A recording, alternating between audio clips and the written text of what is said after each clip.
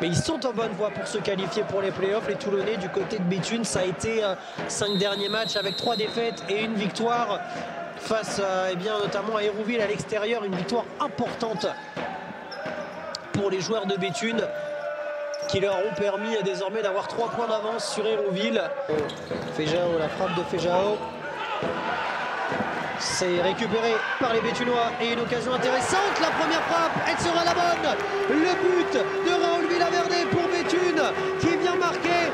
On disait depuis quelques instants que le match commençait à se mettre en place. Oui, il vient bien de démarrer. Raoul Villaverde vient ouvrir le score. Ça fait 1-0 pour le Béthune Futsal sur cette récupération où c'est allé très vite. Et Nandinho passeur pour Raoul Villaverde. Ça fait 1-0, le Béthune Futsal mène. Le bandeau d'affichage du score entre les deux équipes qui sont en parallèle, le Sporting Paris et le Nantes Métropole Futsal. On fera peut-être après cette action de Poupa. Oui, oh, il l'a sauvé sur la ligne. L'a-t-il sauvé? Non, il va y avoir but. Il va y avoir but.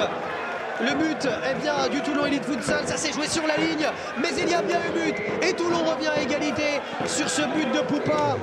Ils se parlent, ces garçons, car ils sont un petit peu en difficulté depuis quelques instants. Il a manqué quelques centimètres à Sergio Gomez. Et bien pourquoi pas maintenant? Il y a un coup franc. Florian dans le chat qui nous pronostique 2-1, but de Sergio Gomez. Ça, ce serait un scénario assez dingue. En tout cas, il y a un coup franc pour Toulon pour l'instant. Poupa qui va s'avancer. Et bien finalement, ce sera au minimum un 2-1 parce que Toulon vient de marquer. But de Rodrigo Viana. Ça fait 2-1 et le Toulon Elite Futsal prend l'avantage. C'était un coup franc bien placé. Il a été parfaitement joué. Poupa qui vient retrouver Rodrigo Viana qui, du plat du pied, vient inscrire le deuxième but. Le sélectionneur de l'équipe de France devra sa liste très bientôt. Et le but, pendant ce temps-là,